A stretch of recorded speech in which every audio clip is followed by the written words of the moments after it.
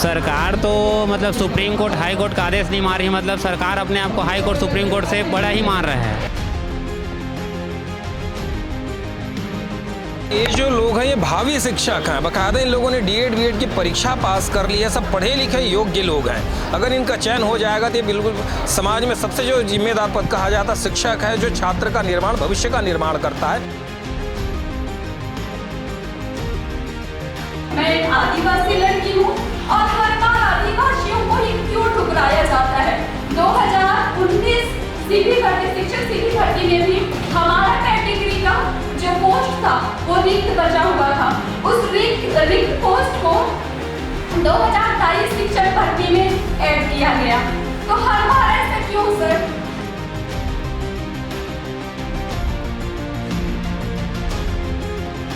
चार महीनों के पहले सुप्रीम कोर्ट का डायरेक्शन हुआ था, लेकिन अभी तक इन लोगों के आदेश उस सुप्रीम कोर्ट के उस आदेश का कंप्लायंस नहीं हुआ है।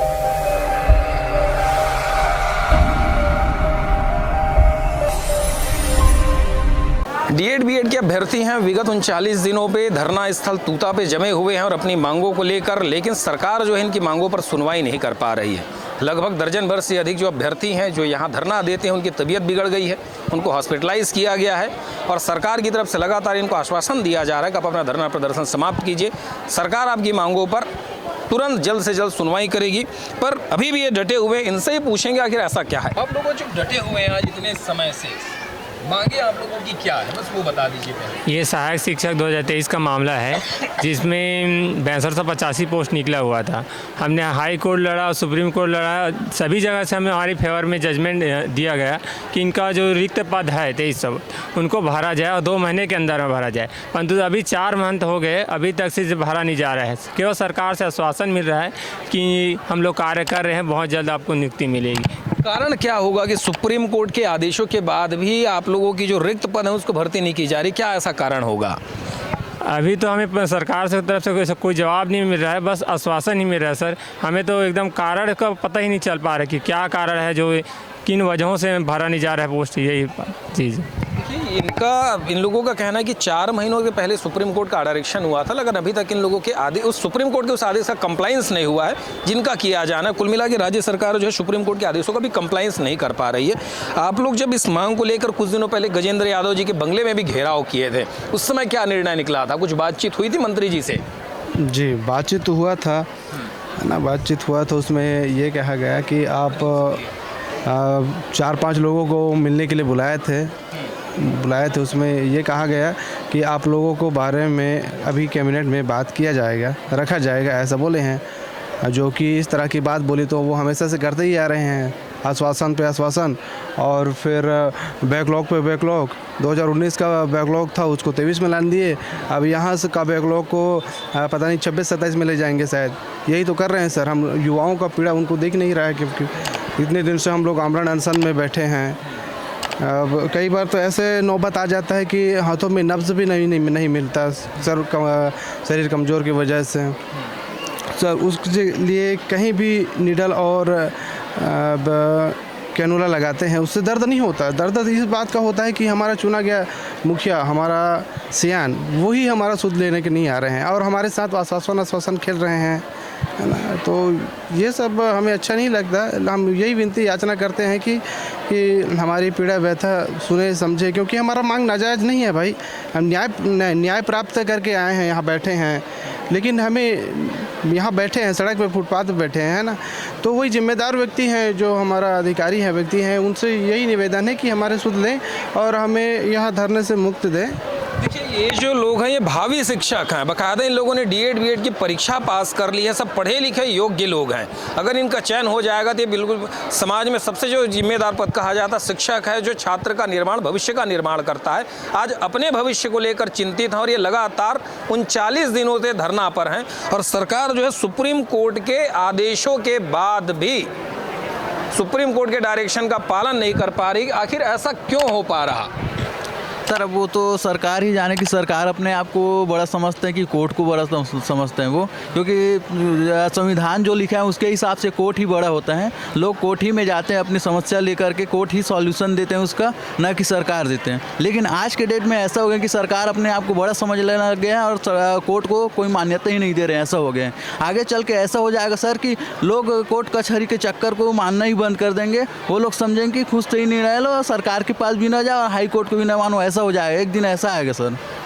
आखिर ये बताइए, जब हाई कोर्ट ने 2 बार आदेश पारित कर दिया, सुप्रीम कोर्ट ने भी दे दिया, तो फिर सरकार आखिर ऐसा क्यों नहीं, उस आदेश का पालन क्यों नहीं कर पा रही? परेशानी कहाँ पर आ रही है? आप लोगों की बातचीत में कभी बताया गया हो तो?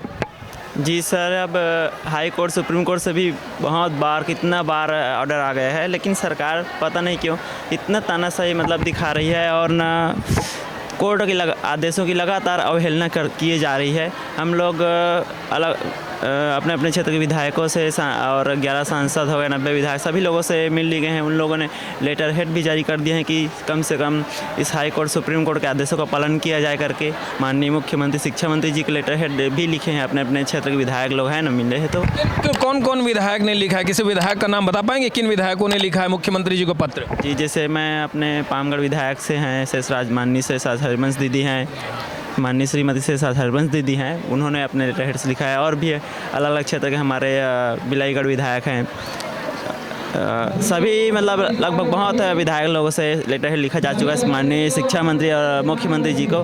फिर भी हाई कोर्ट के आदेश का पालन किया जाए करके, फिर भी हमारे पक्ष में अभी तक कोई सकारात्मक निर्णय इस बीजेपी सरकार द्वारा अभी तक नहीं लिया गया है सर। कुछ लोगों का स्वास्थ्य बिगड़ गया था, उनको हॉस्पिटलाइज किया गया था। ऐसे कितने लोग होंगे जिनका इस धरना के चलते जो स्वास्थ्य खराब हुआ है, और कितने लोग अब हॉस्पिटलाइज हैं अभी? सर 150 लगभग कैंडिडेट है, डीएड कैंडिडेट, वो लोग हॉस्पिटलाइज हो चुके हैं और अभी भी अनशन पर बैठे हुए हैं। अब 2-3 बार तो लगभग हमारे विभाग के जो अधिकारी आए थे और बोल रहे थे 21 तारीख को जो कैबिनेट मीटिंग था उसके पहले आए थे और बोल रहे थे कि आप लोगों का बात अभी कैबिनेट मीटिंग में रखा जाएगा, तो आप लोग अपना जो अनशन है उसको शिथिल कर दो करके अनशन को शिथिल करने के लिए बोल रहे थे। तो हम लोग तब से 15-20 लोग अल्टरनेट बैठ रहे हैं अनशन के लिए। देखिए कि इनके जो ये भावी शिक्षक हैं, पढ़े लिखे लोग हैं, और इन लोगों के धरना के समर्थन में राज्य सरकार के बीजेपी के विधायक और सत्तारूढ़ जो दूसरी पार्टी के भी विधायक है, चुने हुए विधायक हैं, उन लोगों ने सरकार को पत्र लिखा है। उसके बाद भी सरकार के द्वारा कोई भी सकारात्मक पहल नहीं किया गया है और उसके मजबूरी से आज 39 दिनों से इस तूता धरना स्थल में शेड के नीचे ये धरना देने के लिए मजबूर है। एक आध और व्यक्ति से जान लेते हैं कि सरकार को लेकर क्या कहेंगे, आखिर सरकार ऐसा क्यों कर रही है?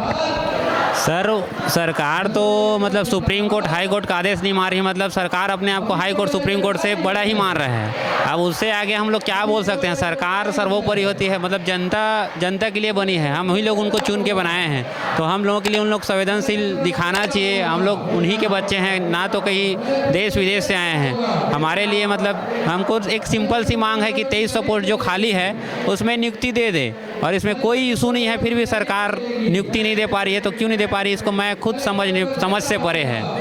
बताऊंगा कि साल 2023 में ये सहायक शिक्षक के पदों के लिए विज्ञापन निकला था और उसमें लगभग 6285 पदों के लिए भर्तियां होनी थी, जिसमें से जब ये मामला हाईकोर्ट सुप्रीम कोर्ट में गया तो 2300 पद रिक्त हैं। उन्हीं पर ही लगभग 1.5 लाख अभ्यर्थी हैं। मेरिट के हिसाब से उन लोगों का चयन किया जाना है और इनकी मांगे यही है कि मेरिट के आधार में उन 2300 रिक्त पदों पर ही हमारी भर्तियां की जाए, पर सरकार के द्वारा अभी तक भी उस पर कोई निर्णय नहीं लिया गया है और ये यहाँ पर धरना दे रहे हैं, और जिससे कुछ लोगों का स्वास्थ्य भी बिगड़ चुका है।